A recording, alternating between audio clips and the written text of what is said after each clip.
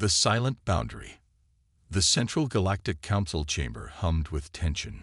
17 species represented, 17 perspectives on the growing problem at the edge of known space, the problem called humanity. High Chancellor Zothval, his 8 appendages arranged in the formal posture of grave concern, addressed the gathered representatives. The humans have expanded into the Rigel sector. This marks the 7th border extension in the last decade alone. Murmurs rippled through the chamber. The Vexari delegate, a crystalline entity that communicated through light pulses, flashed rapid patterns of alarm. Their rate of expansion defies prediction models. They've doubled their territory since our last summit. And yet, interjected Craxus of the Taurian hierarchy, his scaled skin shifting to a contemplative blue, not once have they violated the boundary accords. They expand, yes, but legally, through uninhabited systems. Chancellor Zothval's membrane-covered eyes contracted. Legal, yes, but concerning. No species should grow this quickly without consequences. Commander Vrax stood silent at the chamber's edge, analyzing. As the Council's foremost tactical specialist, he had studied the humans more thoroughly than anyone. Unlike the nervous diplomats, he saw patterns in their behavior, methodical, measured expansion that somehow managed to avoid direct confrontation with any major power. High Chancellor, Vrax spoke, his voice resonating in the perfect acoustics of the chamber. I request permission to conduct a direct reconnaissance of human territorial boundaries. The Council erupted in overlapping objections. The last 3 intelligence officers sent to human space had never returned. Chancellor Zothval raised a primary limb for silence. Commander Vrax understands the risk, and unlike previous observers, he will command our newest stealth vessel, the Phantom Whisper. 2 cycles later, Commander Vrax stood on the bridge of the Phantom Whisper as it slipped through the quantum veil separating Council space from the human frontier. The ship represented the pinnacle of Galactic Council technology, a vessel theoretically undetectable by any known scanning system. Entering human-claimed territory, his navigator announced, her bioluminescent skin dimming with concentration. No detection signals yet. Maintain course, Vrax ordered. Take us deeper. For 3 ship days, they glided through supposedly human space, encountering nothing but routine automated beacons and the occasional merchant vessel. Vrax grew increasingly perplexed. Where were the famed human defenses? The fearsome fleet that other species whispered about? Commander, his sensor officer called. I'm detecting unusual energy patterns ahead. Quantum fluctuations that don't match any natural phenomenon. Vrax leaned forward. Magnify. The view screen showed empty space, but the sensor readings told a different story. Something invisible occupied the void ahead. Something massive. Full stop, Vrax ordered. Passive scans only. Before his crew could comply, the space before them shimmered. A human vessel materialized, sleek and predatory, bearing markings Vrax didn't recognize. It wasn't the massive dreadnought he expected, but rather a mid-sized patrol craft. They've detected us, the navigator whispered, voice trembling. Impossible. The Phantom Whisper employed 13 distinct cloaking technologies. No species code. Incoming transmission. The communications officer announced. A human face appeared on the main viewer, a female with dark skin and close-cropped hair, her expression unnervingly calm. Galactic Council vessel, she said in flawless standard. You have entered restricted human space. Power down your systems and prepare for inspection.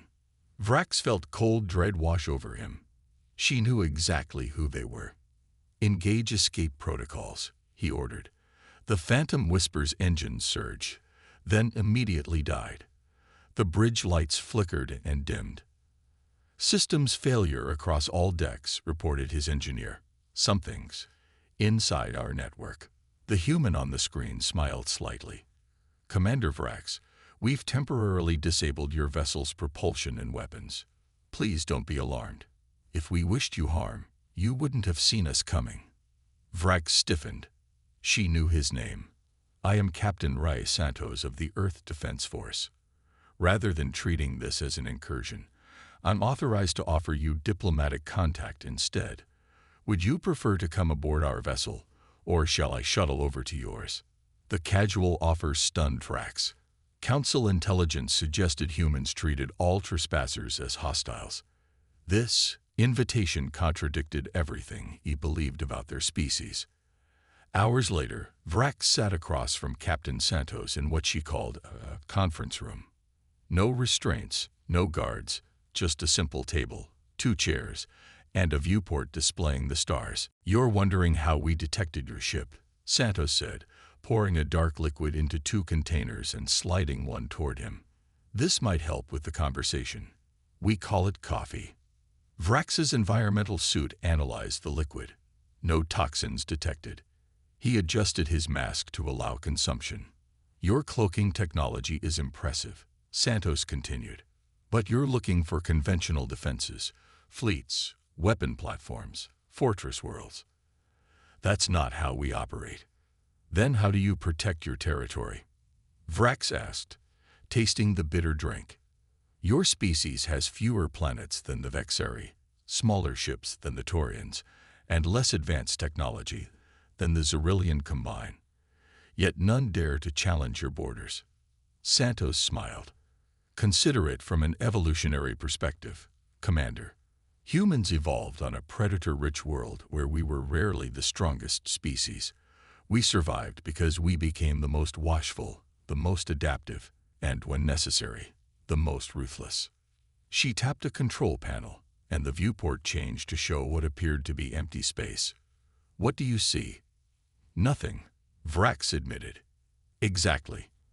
Another tap, and the view shifted. Suddenly Vrax could see what looked like thousands of crystalline structures, nearly transparent, arranged in complex geometric patterns throughout the void. "We call this a neural defense web. It doesn't destroy enemy vessels. It redirects them, changes their navigational data, alters sensor readings. Most ships that attempt unauthorized entry simply find themselves turned around, their crews never realizing they were manipulated." Vrax felt his heart quicken. Mind control technology. "Nothing so crude," Santos replied. "We don't touch the crew, just the information they receive. Those who persist despite the confusion encounter more direct countermeasures." Before Vrax could respond, alarms blared through both vessels. Santos' communication device activated, projecting a holographic display of another human. "Captain, 3 Xerillian warships have just entered the sector. They're charging weapons and targeting both vessels." Vrax stiffened. The Xerillians were technically council members but notorious for their militant independence. Their presence here wasn't authorized. "It seems," Santos said quietly, "that someone doesn't want our conversation to continue." The viewport showed 3 massive Xerillian battlecruisers decloaking, their distinctive pincer formation unmistakable. Weapon ports glowed with charged plasma. "Your ship is still disabled," Santos noted, "and mine is outmatched 3-1.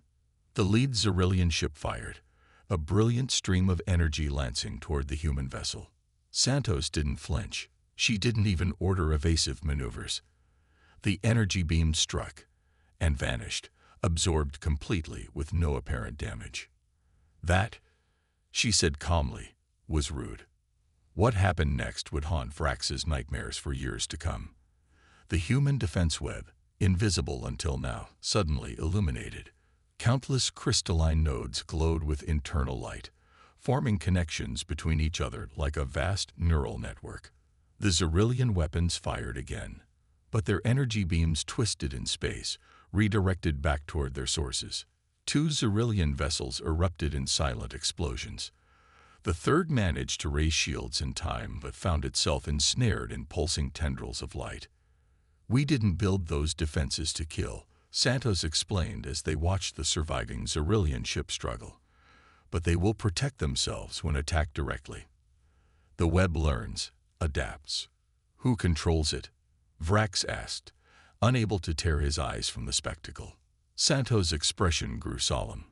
"That's what the Council doesn't understand about us, Commander.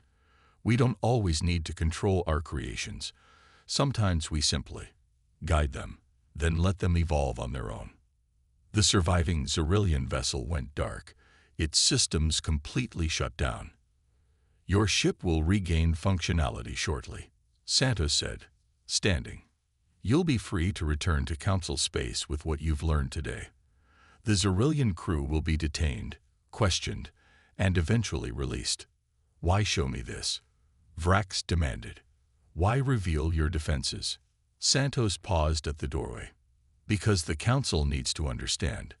We don't want war. We don't want conquests.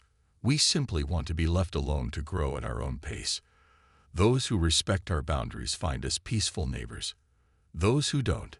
She glanced at the disabled Xyrillian vessel. As Vrax prepared to return to his ship, Santos handed him a small data crystal, a gesture of good faith.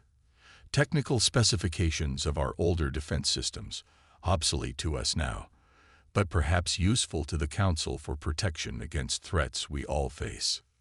Vrax accepted the crystal, understanding the unspoken message. The humans were offering cooperation, not subjugation, but from a position of overwhelming strength. As the Phantom Whisper limped back toward Council space, Vrax stared at the data crystal in his palm. The humans weren't expansionist conquerors as many feared. They were something far more dangerous, a species so advanced they didn't need to demonstrate their power, except when pushed. And the galaxy had learned to stop pushing. The unspoken truth. The emergency session of the Galactic Council had been in progress for 6 hours when Commander Vrax was finally granted the floor. The massive chamber, usually ordered and ceremonial, now roiled with tension and competing voices. The Xyrillian ambassador demands reparations for the destruction of 2 warships and the incapacitation of a third, Chancellor Zothal announced, his skin flushed with stress colors. They claim the human response was disproportionate to an accidental weapons discharge. Murmurs of disbelief rippled through the assembly.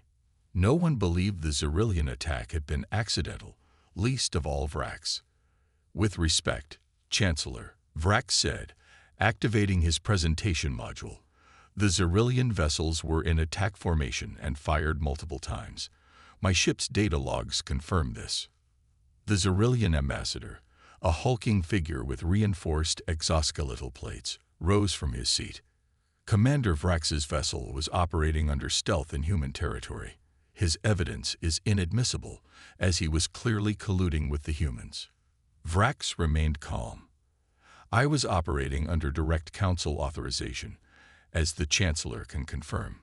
All eyes turned to Zothal, who reluctantly nodded. "Furthermore," Vrax continued, "if the Council will permit, I have information on human defense capabilities that renders this entire debate moot." He inserted the data crystal Santos had given him. Holographic displays erupted throughout the chamber, showing technical specifications for neural defense webs, not the current generation that had so easily neutralized the Xyrillian attackers, but an earlier version that the humans considered obsolete. "These defenses are unlike anything in our tactical databases," Vrax explained. "They don't destroy targets. They redirect them. They learn from each encounter. And most importantly, they operate autonomously." The Vexeri representative's crystalline form pulsed with agitation. "Artificial intelligence. The humans violate the sentience protocols." "Not exactly," Vrax replied. "Their systems aren't fully sentient, but they are evolving.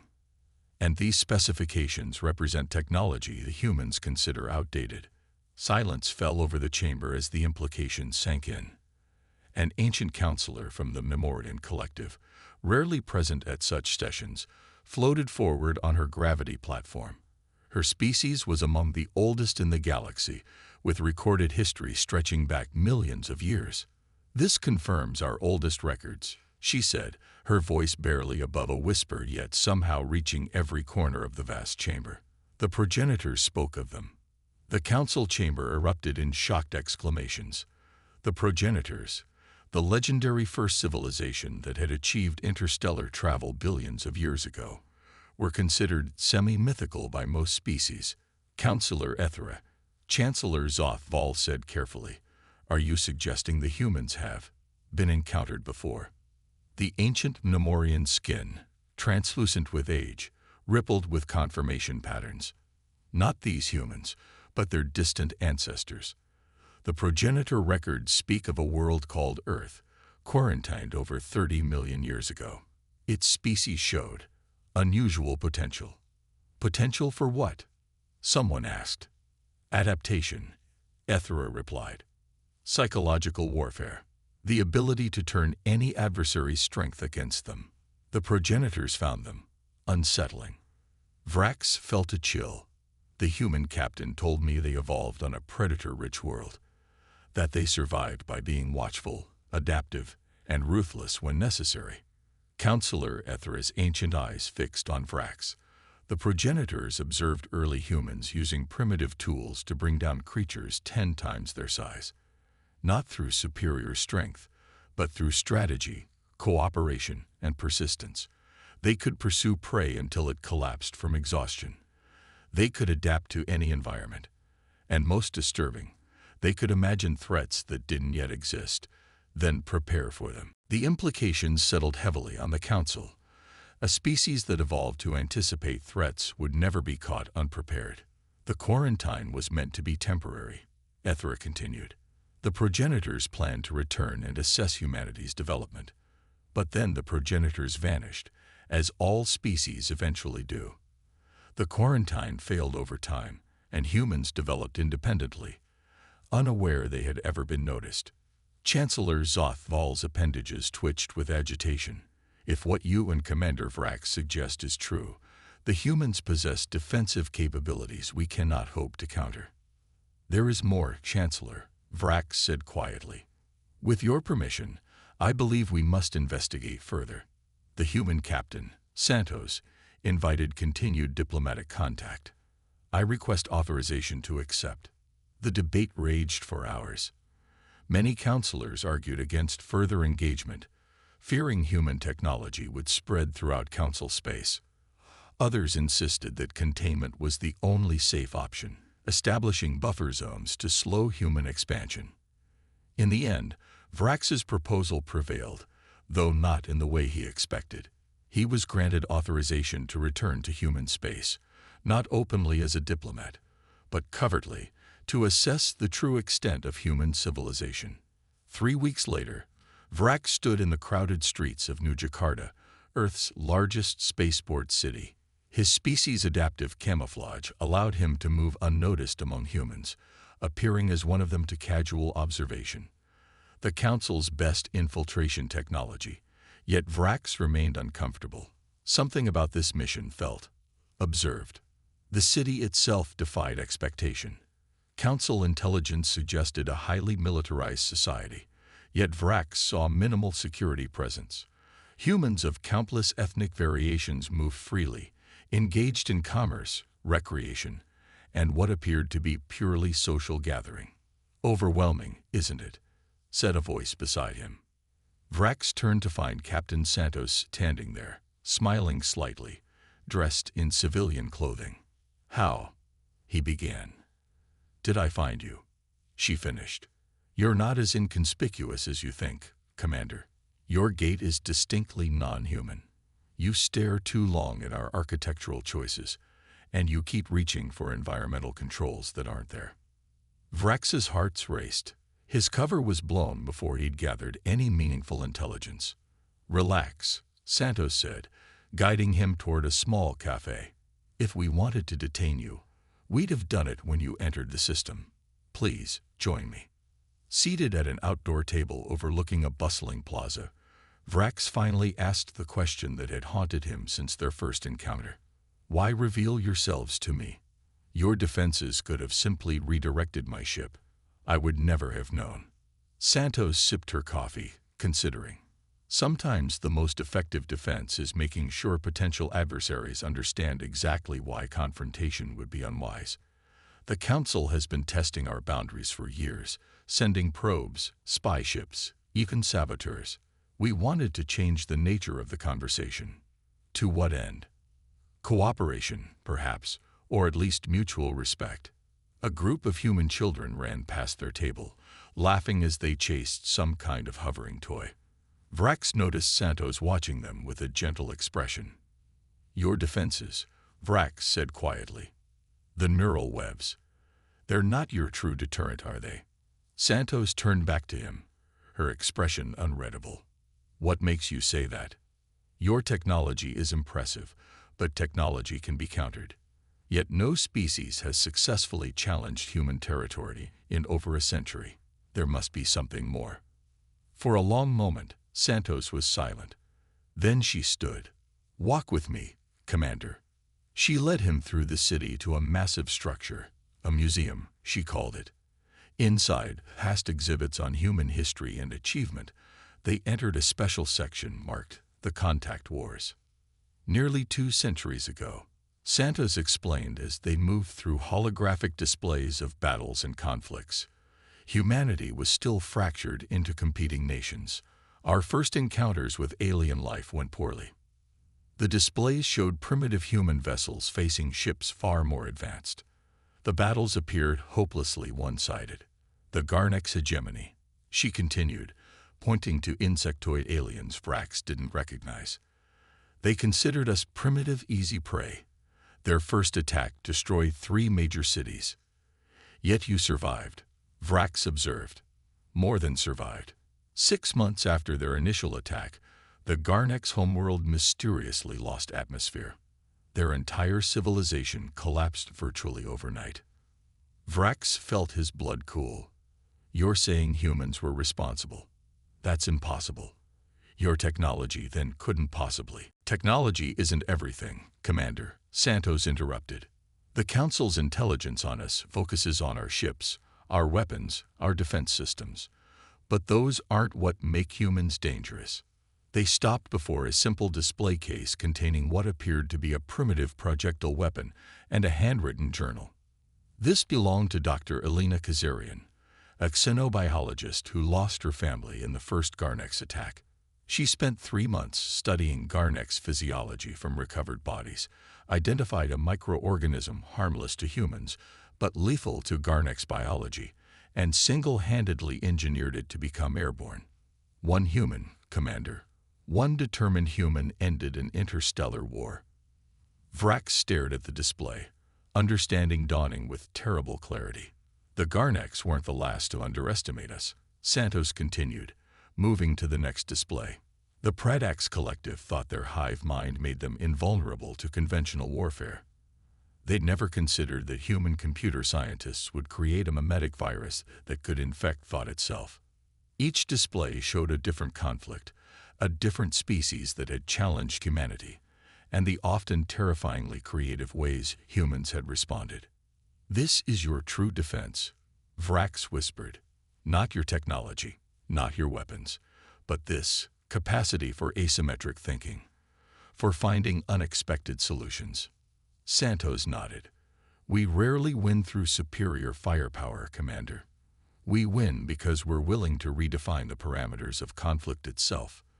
The neural defense webs aren't our most advanced technology. They're simply the most humane option we've developed for protecting our borders without resorting to more permanent solutions." As they exited the museum, Vrax found himself seeing the human city and its inhabitants in a new light. Every civilian, every child, every unassuming individual potentially harbored the same capacity for ruthless innovation when threatened. "What would you have me tell the Council?" he asked finally. "The truth," Santos replied simply. "That humanity has no interest in conquest or subjugation. That we wish to continue our expansion into uninhabited systems without interference, and that those who respect our boundaries will find us valuable allies against the greater threats that lie in the darkness between galaxies. And those who don't respect your boundaries."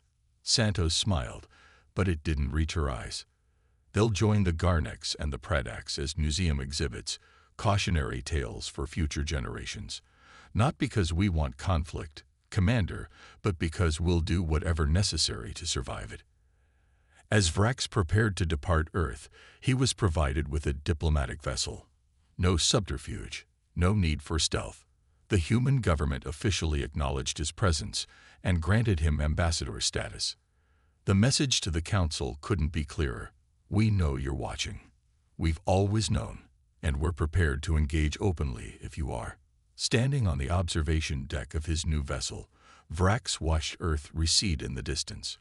Captain Santos stood beside him, now officially assigned as humanity's liaison to the Galactic Council. I still don't understand why, Vrax admitted. With your capabilities, you could have dominated the galaxy by now. Instead, you've deliberately maintained a low profile, expanding slowly, avoiding conflicts when possible. Because conquest isn't survival, Santos said quietly. We learned that lesson the hard way from our own history. True security doesn't come from subjugating others.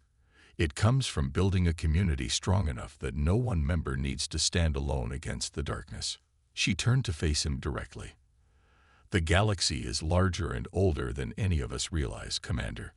There are threats sleeping in the void that would make our differences seem trivial. Humanity doesn't want to rule the galaxy. We just want to ensure there's still a galaxy to call home when those threats awaken. As his ship entered the quantum corridor that would return him to Council space, Vrax began composing his report. Not a warning about human aggression or expansionism, but something far more important, an invitation to a new kind of relationship with the enigmatic species that had evolved not to conquer the stars, but to safeguard them. The humans were indeed untouchable, not because they couldn't be harmed, but because harming them would unleash creative retribution beyond imagination. The galaxy had learned to give them space, not out of fear alone, but out of a growing, grudging respect. And perhaps, Vrax thought as he finalized his report, that respect might someday evolve into something more profound: partnership.